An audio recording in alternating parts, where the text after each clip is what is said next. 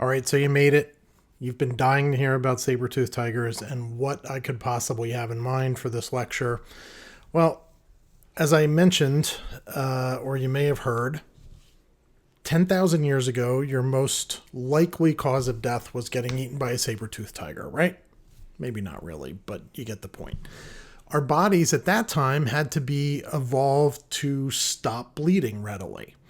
Well, fast forward 10,000 years, and what's your most likely cause of death today? Heart attack, stroke, something where we don't want the blood to clot, right? Well, our bodies haven't really had time to catch up with all that. And so we need to poison the blood in order to keep it from clotting so readily in certain conditions. So that's what we're going to talk about today. All right. First, though, you have to take an oath. So I want you to stand in place, raise your right hand, and repeat after me. I state your name. Actually, put your name in there, right? Not state your name. Anyway, I state your name. On my honor as a Penn State student, do hereby promise to never use the phrases blood thinner or prevents blood clots so long as I shall live. I'm better than that, so help me Nittany Lion. All right, you may sit down. Now that you've taken that oath, those are imprecise words, and I don't want you to be imprecise here because the probability of hurting somebody goes up when you don't really understand all this. So know, first of all, that there are a lot of conditions for which we want to prevent, or a lot of conditions that we want to prevent in the hospital. That is venous thromboembolism, or VTE. That's DVT plus pulmonary embolism, all in one convenient term, venous thromboembolism, or VTE. It used to be a leading cause of death in hospitalized patients. Actually, probably still is, but we've made a significant reduction in people dying from that because we think about it and we address it first and foremost when somebody comes into the hospital. Prior to that, 60 to 100,000 people every year died from VTE. Now, what do we have to do? Well, first we have to remember all this intrinsic and extrinsic pathway thing, and remember that extrinsic pathway is what gets activated when somebody chops off your arm. The intrinsic pathway is what gets activated when there's vascular damage to the intimal lining of a vessel. So that involves lots of factors and blah, blah, blah. We're not going to bother with any of that stuff. It's nice to know it. I hope you learn about factor 7 and factor 8 and factor 5 Leiden and all that stuff. That would be great. If you just learn it from factor 10A, which is the activated form of factor 10, that's where the extrinsic pathway and the intrinsic pathway meet. And anything after activated factor 10 is blood clot. So what we're going to focus on is the general hemostasis deal, which is the vessel gets severed, the platelets show up, and they all stick together. That's platelet agglutination, right? Or aggregation. And then fibrin appears and gets laid down. That's a chemical that gets laid down on top of the platelets, and then the red blood cells get trapped in there, and all that stuff forms this clot. And the clot is what stops the bleeding. And then later, there's clot retraction as that gets resorbed. But this is the basic thing that happens when there's vascular injury or trauma, and that's good enough for us. That's all we need to know. The platelets do their own thing, and then fibrin and all the other stuff come together and they do their own thing. And those components of the blood clot are what we can affect. We can affect it with things like antiplatelet agents. Which part do you think they affect? Well, they affect the platelet aggregation part, right? Anticoagulants then affect the fibrin part and the laying down of the fibrin and the clot, the red clot formation and all that.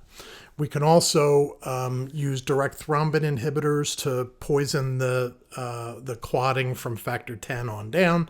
And then sometimes we want to help the body to resorb the clot more quickly, and that's what we use thrombolytics for. So let's start with antiplatelet agents. Remember that we need antiplatelet agents to prevent platelet aggregation. And when do platelets aggregate and get all busy with one another? They do that in vascular injuries. And what causes vascular injuries? Coronary disease, cerebrovascular disease, peripheral vascular disease, all those things that happen in the intimal lining of the blood vessel. Okay? When that happens, the platelets get turned on. They get activated.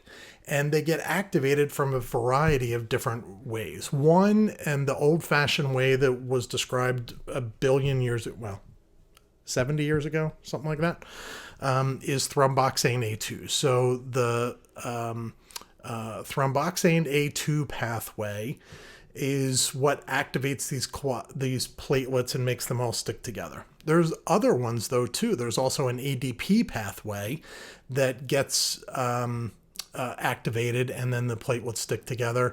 And then there's also this glycoprotein 2B3A, and that's another way that that platelets get all bunched up together. Well, what that means to us is that there's three ways, at least three ways, that we can poison platelets and prevent them from doing such a great job. We can give aspirin, which blocks the thromboxane A2 or COX pathway. We can give Clopidogrel or Plavix that blocks it at the ADP receptor site. Or we can give some of the fancy things like Integralin or Riapro that poison the glycoprotein 2B3A receptor.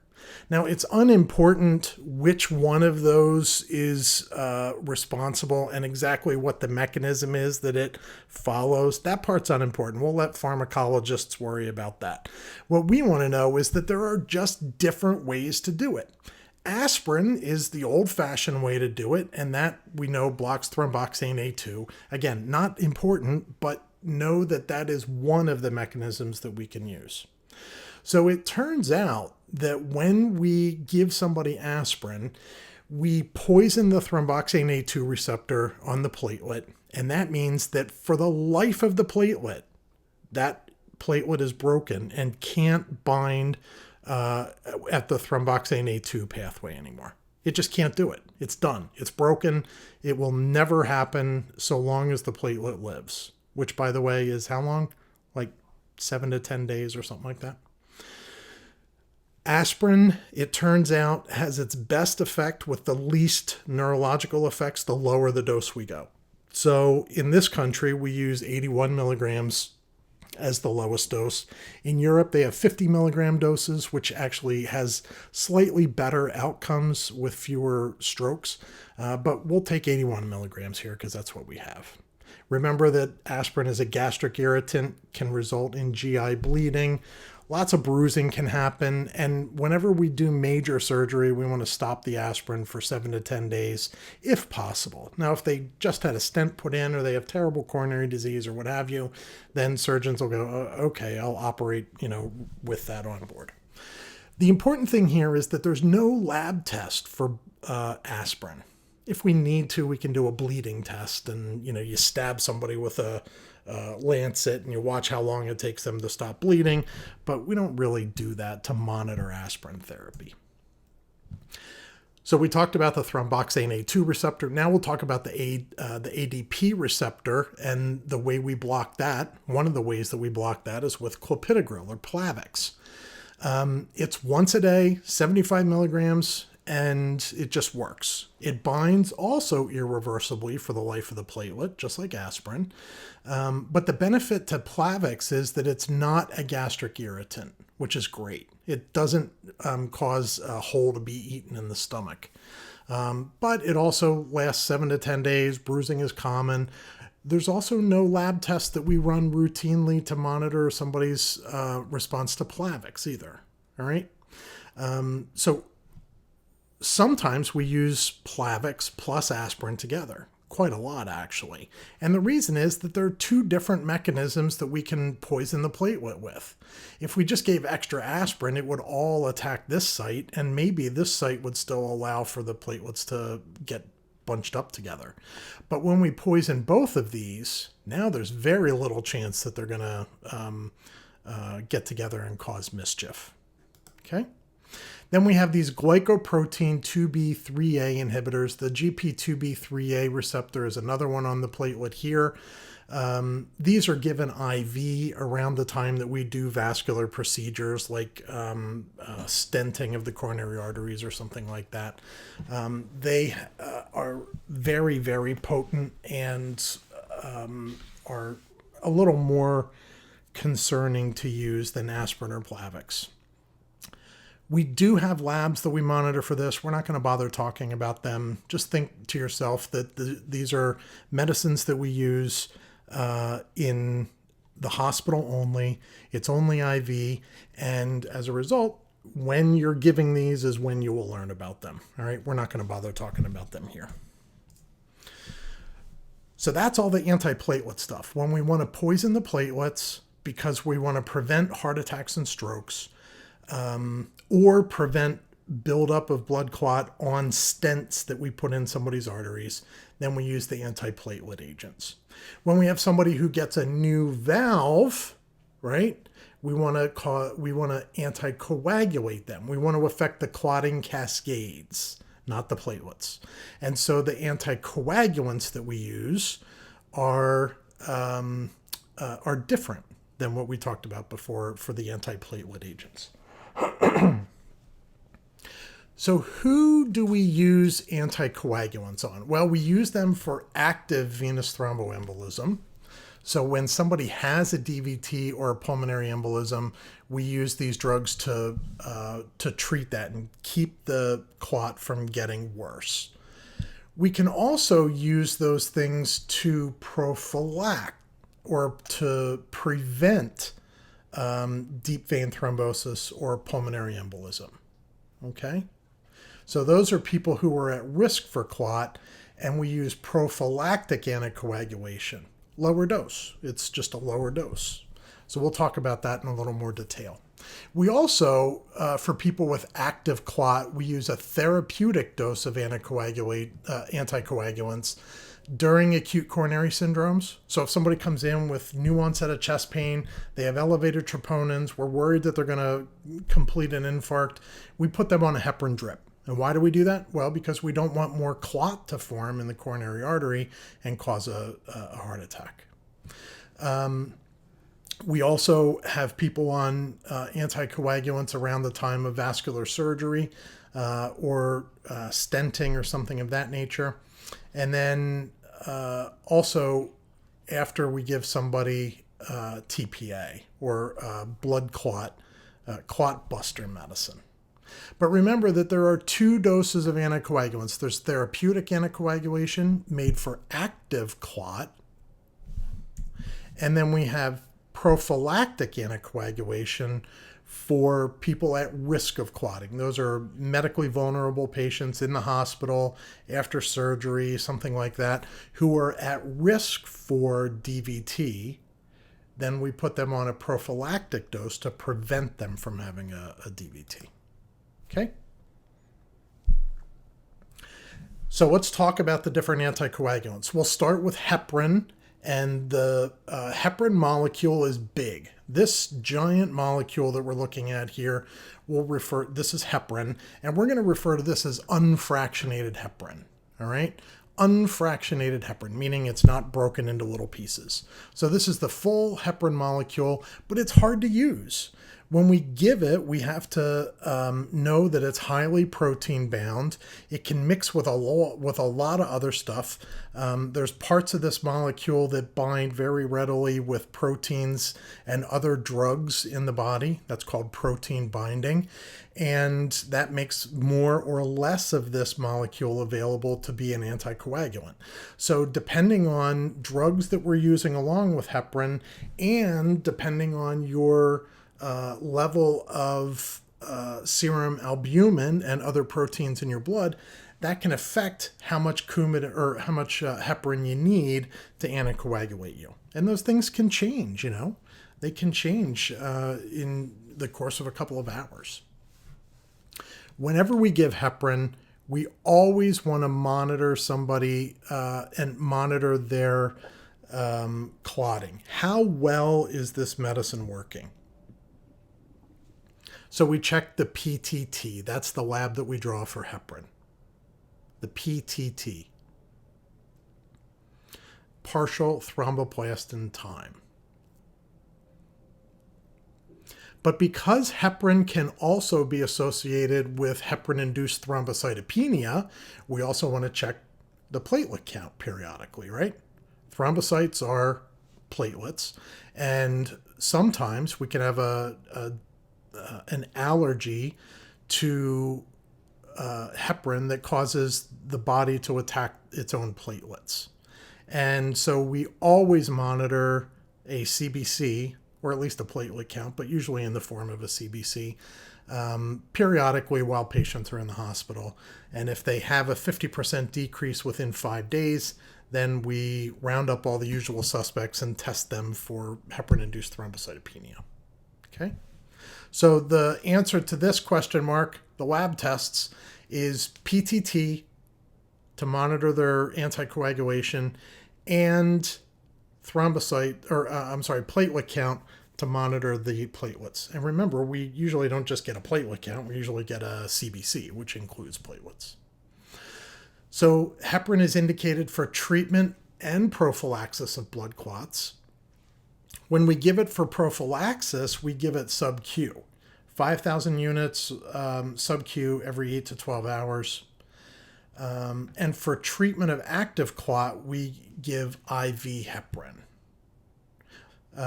Usually it's a heparin drip protocol, but in places where they don't have IV pumps, in the developing world, for instance, they give IV boluses periodically.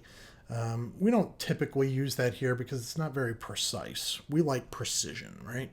So IV heparin is for active clot. Sub-Q heparin is for VTE prophylaxis. Remember, heparin-induced thrombocytopenia can be a problem. So can hemorrhage, right? You're giving an anticoagulant. Hemorrhage can be a major complication, particularly if they've had recent major surgery, if they have severe liver disease, if they have thrombocytopenia. Those are all reasons that we would want to be extra cautious. One other thing I want to point out to you is that the reversal agent for heparin is protamine. So you know that if we need to reverse heparin, we can give protamine. I've never seen it given outside of the OR or in the cath lab or something like that. We usually only reverse it when you give a enormous or ginormous, as I put here, as Elf would say, a ginormous dose of heparin. When we put somebody on bypass machine, we don't want their blood to clot at all. That would be a disaster, right? So we give them like 400 units per kilo, as opposed to the normal bolus, which is like 18 or something like that, units per kilo. So when we give this a ginormous dose, when we take them off of bypass and start pulling things out of their vasculature, we need to make sure that their blood will clot at that point. So we give protamine sulfate, which will reverse it. Okay? And by the way, when we use these ginormous doses of heparin, the PTT doesn't work anymore. We need a more appropriate test that will monitor at the more extreme range, and the test for that is the ACT. Now, that giant molecule that we had that's so hard to use and we have to monitor by weight and all this other stuff, it's really hard to manage. So pharmacologists invented this thing called fractionated heparin, or low molecular weight heparin. So instead of this whole enormous heparin molecule, we take just the part that we know is going to affect the clotting and the way that we want it. And based on their weight, we can give a weight-based dose. And if we give 1 milligram per kilogram every 12 hours, sub-Q, that will be a therapeutic dose. The same as IV heparin. Only we don't have to monitor the PTT or anything. So the labs down here, no PTT. We don't need to monitor the PTT. Now, because this is a form of heparin, we do need to monitor their CBC periodically to make sure that they don't have heparin-induced thrombocytopenia. but we don't have to monitor anticoagulation with any lab test. Okay, just the CBC periodically.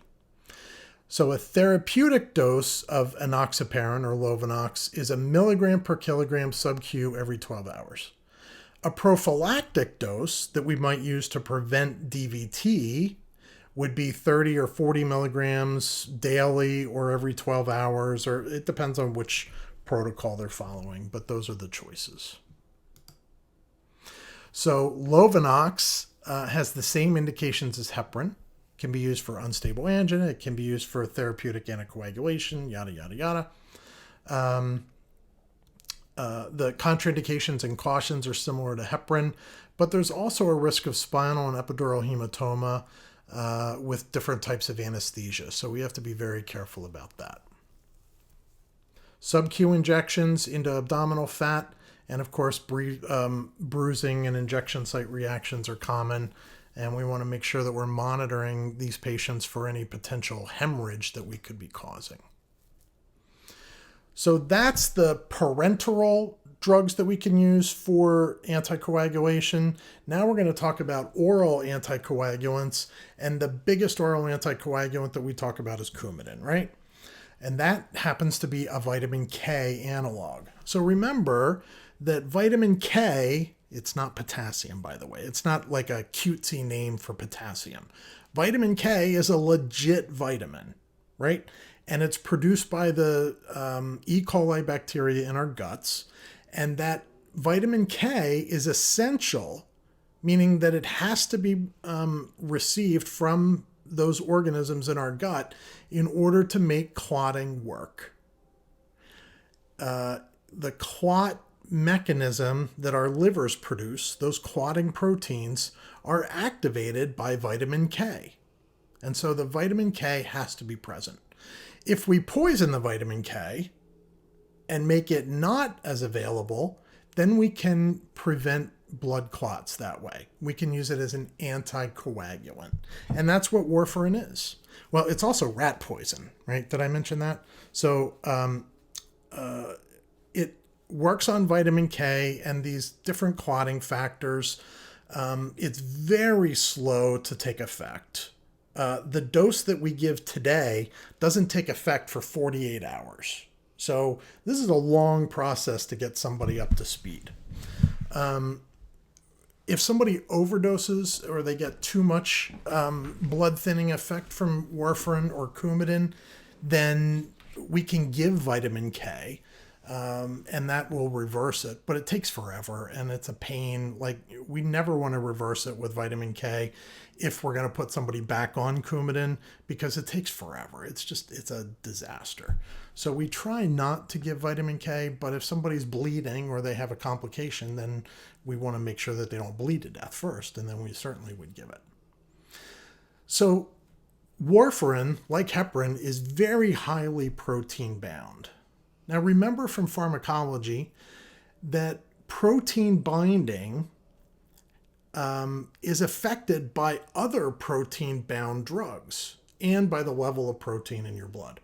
So for instance, if you're on Coumadin and you have a nice normal therapeutic anticoagulation going on and you've been stable for weeks and weeks with an INR between 2 and 3 or whatever, and by the way, it's the INR that we follow for Coumadin,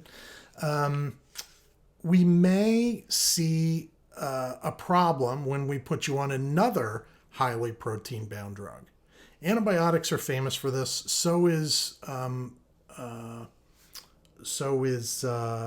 amiodarone for displacing Coumadin off of the albumin in your blood. So take a step back. You're on Coumadin. You're therapeutically anticoagulated at the same dose for a long period of time. Everything's fine. Well, that's because some of the Coumadin comes in contact with the albumin in your blood and gets adhered to that, in which case that Coumadin is no longer available to I was going to say thin your blood, but we said we're not doing that. That Coumadin that gets bound to the albumin is not available to anticoagulate you. It doesn't make you bleed more easily. It's the other Coumadin that is floating around not bound to the albumin that is what's anticoagulating you. Okay? So now if you get a new medicine that's also highly protein bound that kicks off some of those Coumadin molecules from the albumin, and now you have more free-floating Coumadin in your blood. Now your blood is super thin. Now you have a much higher propensity to bleed. Your INR goes through the roof. And that's exactly the scenario that we get into with certain medicines. So Coumadin is a good friend. It's a very good drug for preventing blood clots. The problem with it is that it's highly protein bound and does not always play well in the sandbox with other highly protein bound drugs. Okay? So it really is rat poison. So warfarin sodium is rat poison. It's what is in rat poison that you buy at Home Depot. Now, the warfarin that they put in that is different than Coumadin warfarin. It's a different, like this stuff is just massive doses that will eliminate all the vitamin K in your blood, in the rat's blood. The stuff that we use is, medicinal. It's gentler and it won't kill rats right away. I just wanted you to know that some patients will say to you, oh, that's rat poison. Well, yeah, it is, but you can reassure them that we're not using it that way. So the Coumadin or warfarin comes in a variety of doses. We adjust their dose based on the INR. That is the International Normalized Ratio. Now, we just came up with the INR like, I don't know, it was probably 25, 27 years ago, something like that, because it was just coming into existence when I started as a nurse practitioner. And the reason that we like the INR is because the old test that we were using, the prothrombin time, it varied dependent on the kind of reagent that was used. So at this lab, they used horse serum reagent. At this lab, they used rabbit serum reagent. Whichever one they used, it would change the results. So if you got your blood drawn here, you couldn't compare that pro time with the pro time drawn there. So the International Normalized Ratio just does a little math that normalizes both of those regardless of the reagent. So now we can compare the INR done at one lab to the INR done at another lab and not have to worry about it. That's all that is. The INR is just the International Normalized Ratio that essentially sets as equal all the different pro-time reagents that are out there. Okay? There is a half-life that's very long, 20 to 60 hours. It lasts forever. And remember that patients who are on this drug have a much higher risk of major bleeding. So although we use it to decrease the chance of clotting, the opposite problem is also true. Yes, we decrease your chance of clot forming on that new valve that we just gave you, but now if you fall and hit your head, you're more likely to have a major bleed into your brain, or a major GI bleed if you are prone to those. So those are the things I want you to know about Coumadin or warfarin. Okay? One of the lies that I learned in nursing school, and there were many, but this is the one that I want to talk to you about. Tell patients not to eat foods that are high in vitamin K. That is so stupid. Why is it so stupid? Because what foods are high in vitamin K? Green leafy vegetables. I thought we were supposed to eat them. It's ridiculous. Don't tell patients not to eat high vitamin K containing foods. That's normal, healthy foods. If people ate that stuff, then they wouldn't look like me. So what's a better way to do it? A better thing to tell patients is don't have an all kale Friday, right? Eat about the same amounts of vitamin K, or eat the same amounts of vitamin K containing foods every day. Don't just binge on high vitamin K foods one day a week because it'll screw up your INR. So, if you like kale and cooked spinach and collard greens and turnip and other beans or greens, eat a little bit of those regularly or a moderate amount regularly. It doesn't matter. It's the consistency that we're looking for. If you're going to eat collard greens today, have kale tomorrow, have cooked spinach the next day. Eat them in about the same amounts so that we can regulate your warfarin dose. Okay, does that make sense? So don't tell patients not to eat vitamin K containing foods. Look at all these foods they'd be missing out on. Cabbage, who doesn't love cabbage? Come on. All right. Make sure that they eat about the same amounts every day. That's all. All right. Now we're going to talk about the new oral anticoagulants, which are just the world's greatest thing, because just like Lovenox, you don't have to check a PTT all the time like you do with heparin. With the novel oral anticoagulants, you don't have to check an INR all the time. We know that it's going to work just based on the fact that it's standard across all human beings. So the one that we use most commonly is Eliquis. They've just done the studies that we liked that support its use for most of the patients that we take care of. It's very convenient, twice a day dosing, 5 milligrams twice a day for most indications. But there are some limitations. And by the way it works is it affects factor 10A right here. So this is that whole clotting factor and the intrinsic and extrinsic and blah, blah, blah. I won't bore you with all that, but it has its effect right here at factor 10A, as does rivaroxaban, which is one of the other oral anticoagulants that we have. And it's a little different than dabigatran, which happens down here at the direct thrombin site. But Eliquis is great for non-valvular atrial fibrillation. Hasn't been studied in people who have mitral stenosis or who have fake valves, right? So in people who have a metal valve in the mitral position, for instance, we don't know if it works there. We just use Coumadin for those patients. We can also use Eliquis for treatment and prophylaxis of DVT. So now they don't even need to get injections in their belly. They can just go right onto this oral drug. No labs to test. Remember, Lovenox is to heparin as Eliquis is to Coumadin. So with Lovenox, we don't need to do any lab tests other than this platelet count like we do with heparin.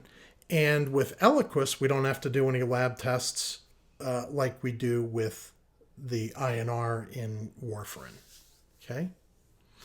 I put down that it's not reversible, but you'll see on the next slide that there was just a recent drug that was approved called Andexa, which is reversible. So this is incorrect. It says not reversible. It is now reversible. That's a late entrant. Again, the treatment is 5 milligrams twice a day or 2.5 milligrams twice a day if there's 2 or more of these things known. Don't memorize this. You can always look this up, all right? I'm not going to quiz you on this. But if they are 80 years or older and or 60 kilograms, or under 60 kilograms, and or have a creatinine of 1.5 or more, then we would back off to 2.5 milligrams twice a day. Okay, so they need 2 of these to be true. Again, the major complication is severe GI or other bleeding. But the upside is that it's very simple dosing. We don't have to mess around with all these blood tests and all that. Downside is that whereas Coumadin or warfarin costs, $1 a week, maybe $5 a week. Eliquis costs about $500 or $600 a month. So you don't have to get your blood tested all the time. That's great. But now you have to pull out your wallet more often and pay a lot more money. The drug company understands this. They are trying to take advantage and maximize their profit, which is what firms do. That's the definition of a firm. But they also are producing these. This is one of those crazy things that happens in only America, where the drug companies want us to think nicely of them. So they give away a lot of their product, and they make big effort to tell us how generous they are in giving away, billions of dollars worth of their product. It's hogwash, right? If they would charge a reasonable amount of money, then everybody would be able to afford it and they wouldn't have to give any of it away. That's what they do in every other country in the world. Every other country in the world. But here they charge us more, right?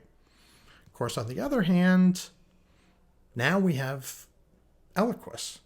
If they didn't have the ability to make a killing on us here in the US, would anybody have tried to go through the extra hassle of making this groundbreaking drug if they weren't going to be able to capitalize and get rich off of it? This is one of those things that we have to deal with. You don't have to, but I do, because it's stuff I think about. All right, moving on.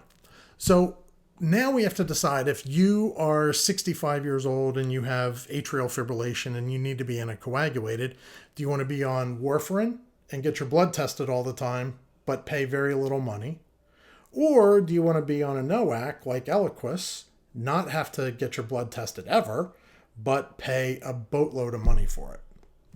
We have to weigh that for every patient who we treat. Very briefly, I'll talk about thrombolytics. So thrombolytics used to be a big thing when I was coming into nursing 30 plus years ago. We were doing the big studies that proved that blood clots could be dissolved when people were having a heart attack, and that they would survive their heart attack. That was a great time, but then we noticed that they did better when we took them right to the cath lab and did angioplasty right away.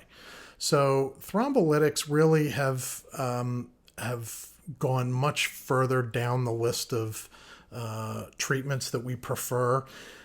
In third world countries where they don't have access to the cath lab right away, or in remote parts of the U.S., thrombolytics still have a role.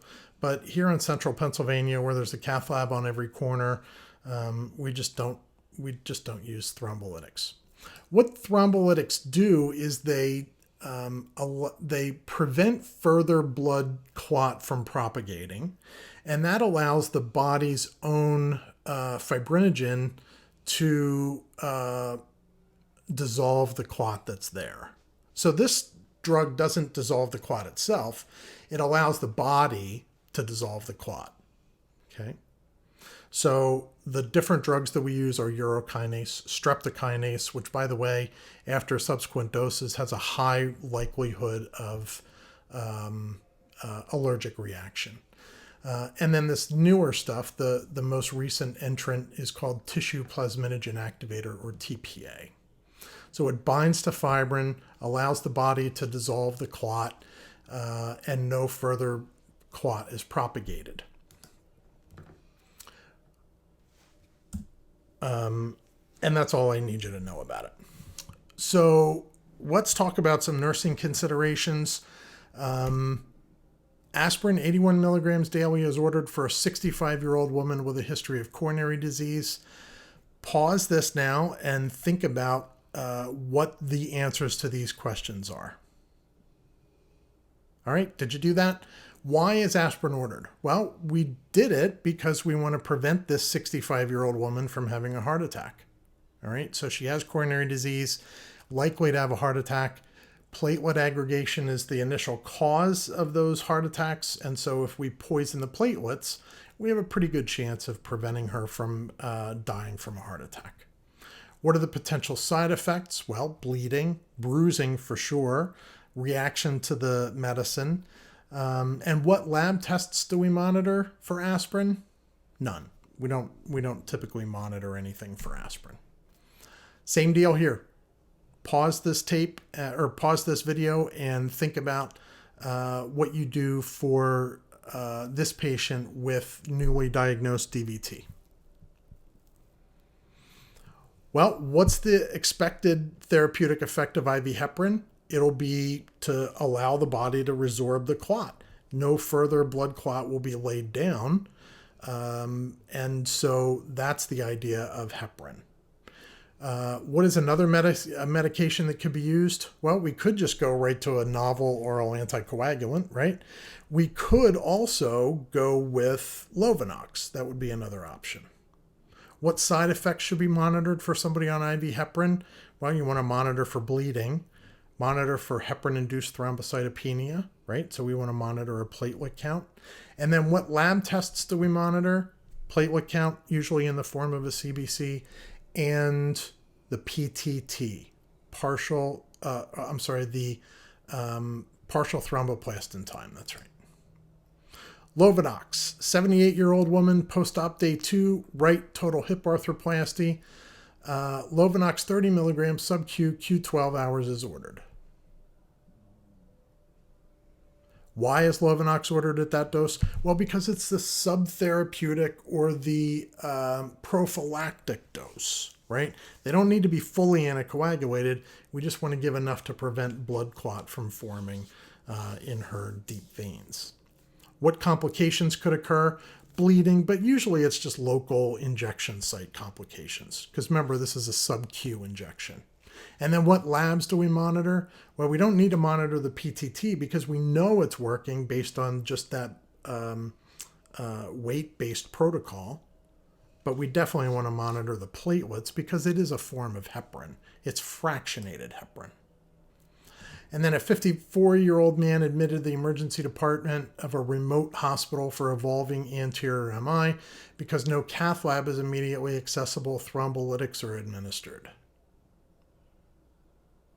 What are the complications that could occur? Well, bleeding, right? So major bleeding.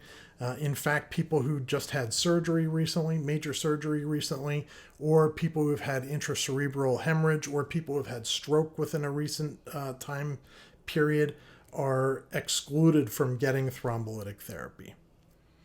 We also have to follow up thrombolytic therapy with IV heparin because we don't want that blood clot to propagate anymore. And then what labs should the nurse expect to monitor? Well, you certainly want to monitor a CBC. We want to make sure that the patient isn't bleeding anywhere in the retroperitoneal space or in the gut or any of those places. Okay? So while we're here, why don't we talk about anemia? Might as well. We're already talking about blood, right?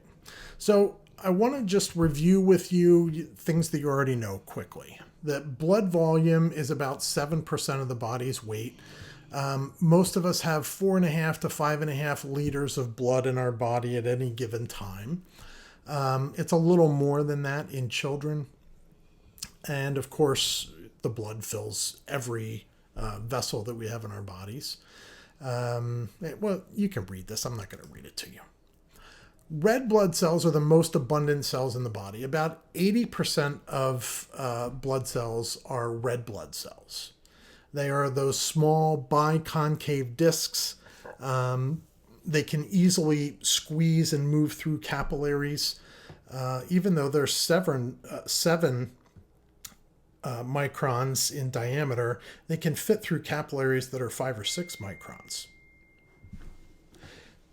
These are cells in the body that lack nuclei and organelles. Isn't that weird? So they're cells, but they don't have any nuclei or organelles. Well, they used to as they were growing up, but once they become mature red blood cells, they don't have any nuclei. In fact, there's something you may read on CBC reports from time to time, nucleated red blood cells. You may see that as a phrase. But normal blood cells, when they're mature, don't have nuclei.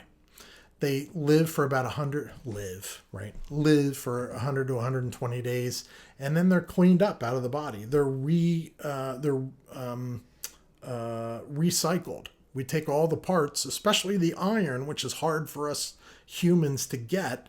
So we have to reuse red blood cells, take the iron out of them to make new red blood cells. Okay? And by the way, the answer to this question is, why is it important to know that red blood cells last 100 to 120 days? Well, for one reason, when we're talking about hemoglobin A1C, patients who are anemic, we can't really believe their hemoglobin A1C because those red blood cells are producing so fast and they're not making it through their 100 to 120 days.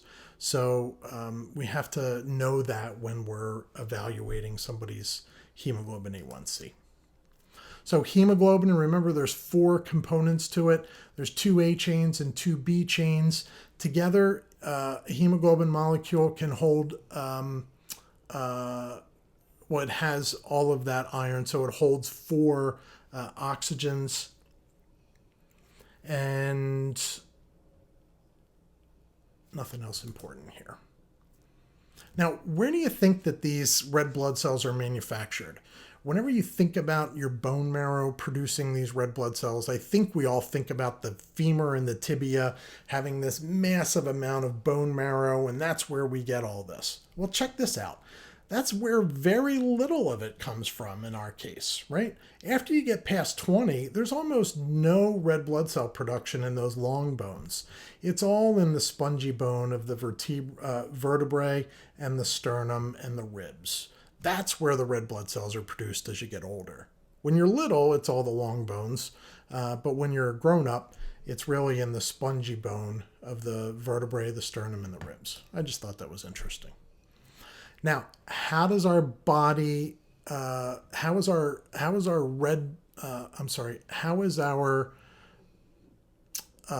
marrow told to make more red blood cells? Well, it's told through the production of erythropoietin.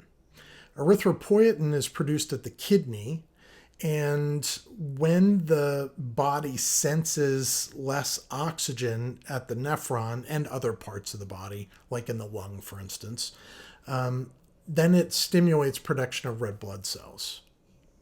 So anemia, low blood volume, all those factors mean that there's less oxygen carrying capacity, and erythropoietin is turned on to stimulate red blood cell production.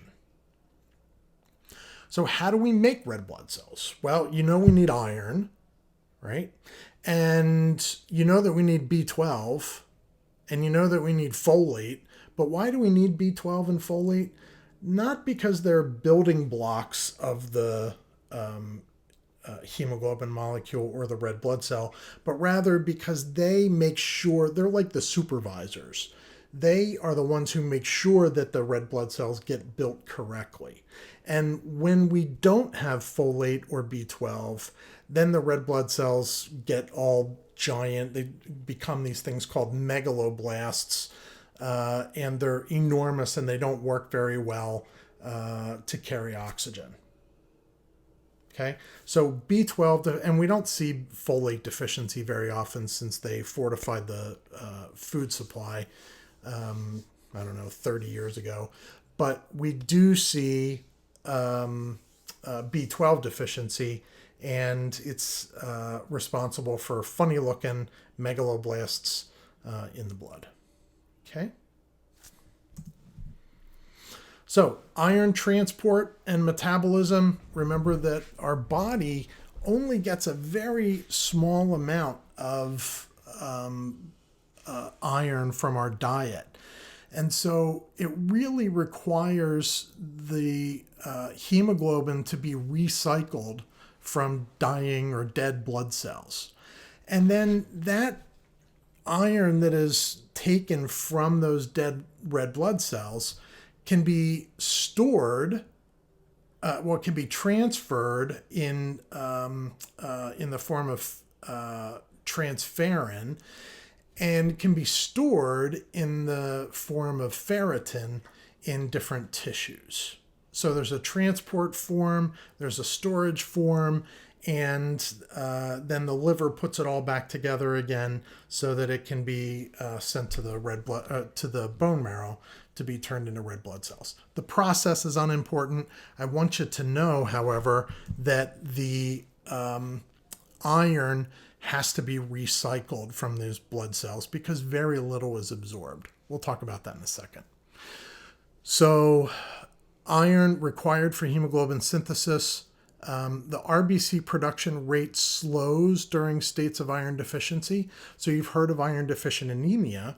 When you don't have enough iron, the red blood cell production is diminished, and that leads to anemia. All right. And that's a pretty common form of anemia that we have. In fact, that's really what I want you to learn about today. Iron is very poorly soluble in body fluids, and therefore a carrier protein, ferritin and transferrin, need to be present in order to move that iron around. So we have about 3 or 4 grams of iron total in our bodies. The daily gut iron absorption is 1 to 2 milligrams. That is such a tiny amount. It's 0.5% of the amount that we have in our body every day.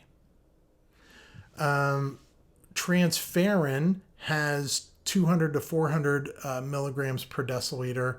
And that, again, the numbers are unimportant, but I want you to know that we need to recycle all of these red blood cells because we just don't have the capacity to absorb enough iron in our diet. So the way that happens is the red blood cells get broken down, heme is taken out, biliverdin gets converted then to bilirubin, and that bilirubin is taken to the liver and excreted from the bile, but only after we take out the iron part. We take out the iron so that we can use that, and then the rest of it is dispensed with in the bile. Now, how do we evaluate people who have anemia? Well, that's what all these funny little things are called the mean corpuscular volume, or the MCV, and the mean corpuscular hemoglobin, or the MCV. MCH. That should say MCH, not MCV. And then the mean corpuscular hemoglobin concentration, or the MCHC. Don't worry about that thing called the red cell distribution width, or the RDW. That's always abnormal and it means nothing. It really just means nothing. So just ignore that. The thing that we want to know about is the hemoglobin or the hematocrit. Those will tell us if the patient is anemic. All right. So if the hemoglobin is less than whatever low end of normal is, 12.5 or whatever, if the hemoglobin is low, then they have anemia. Simple, plain and simple. What kind of anemia they have depends on what these results are: the MCV, the MCH, and the MCHC. So what these things do is tell us about the size of the red blood cells. The MCV, or the volume of the red blood cells, tells us the size of them. So if the MCV is low at the, below the normal limits, then it's a microcytic anemia. If the red blood cells are, if the MCV is high, greater than the normal range, then that's a macrocytic anemia. All right, pretty simple. Hypochromic, hypochromic, hyperchromic is what we look to the MCHC to tell us. And this is the color of the cells. Are they pale? Chromic, right? Hypo means low. Chromic means color. So low color or pale. If the MCHC is low, then they're hypochromic. If it's high, then it's hyperchromic. So how do we evaluate this? Again, we look first at the hemoglobin or the hematocrit, and that tells us if they're anemic which means that the hemoglobin's low. Or if the hemoglobin's high, then it's hemochromatosis, right? Too many red blood cells. Then we look at the MCV and the MCHC. That tells us then if it's microcytic or macrocytic, and the MCHC tells if it's hypochromic or hyperchromic. And those things then we can apply to a table to tell us what kind of anemia they have. Iron studies are also important so that we know how to treat them. I don't care that you understand all this right now. Just know that we measure the iron, the total iron binding capacity, which is the TIBC, and then we also measure the ferritin as well. So what are the reasons that somebody could be anemic? Well, it could be because of blood loss. Now, it doesn't have to be acute blood loss. It could be just a little tiny cancer in the GI tract that leaks a little bit of blood over a long period of time. But because the body can't replace that little bit of iron that's being lost, we end up with an anemia. And we worry about this in patients who have blood loss anemia, chronic blood loss anemia, and no other symptoms. Might they have a GI cancer going on? Might they have colon cancer? So any anemia of chronic blood loss gets investigated as cancer first. You can also have a low hemoglobin due to trauma. Your arm gets chopped off and you're bleeding to death. Your hemoglobin's going to go down, right? It may not go down right away. And in fact, with acute blood loss, we may not see a change in the composition of the blood for a couple of days, right? It may look exactly the same. And if you think about it, that makes sense. Hello, my arm's chopped off, I'm bleeding to death, I've lost half of my blood volume, but my body hasn't had any time to respond to that, so it still has the same composition. So even though there's half the volume of blood, it still has the same composition, so my hemoglobin, when I measure it in a blood draw, is still normal. And it won't be until I replace that missing blood with fluid that it waters everything down, okay?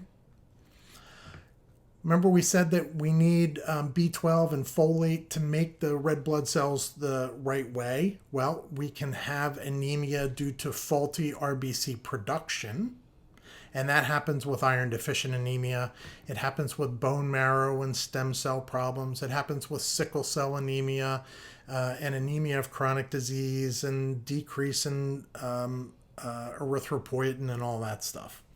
And then we can also have hemolytic anemias where there's enhanced destruction of blood cells. And that can happen for a variety of reasons. The most common thing that we see is iron deficient anemia, and it is microcytic, so the MCV is low, and hypochromic, the MCHC is low. The TIBC is increased. Does that make sense?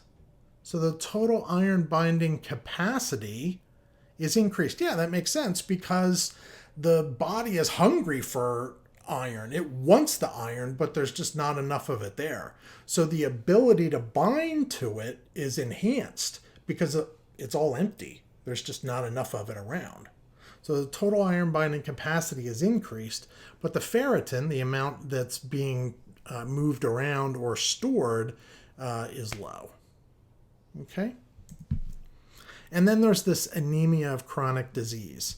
This happens in older people who have multiple diseases like kidney failure and cancer and a lot of other chronic diseases. And this is kind of a diagnosis of exclusion. We round up all the usual suspects. We don't find any reason for their anemia, so we call it a day and just say that it must be anemia of chronic disease. Sometimes that's associated with iron deficiency as well, and those are the two very common anemias that we see. All right, so I wanted you to understand that. I'm not talking to you about thalassemia or any of those other sickle cell or any of those other kind of anemias. Those are specific. These are just the ones that we encounter in the hospital very, very routinely. And I wanted you to be aware of some of that terminology.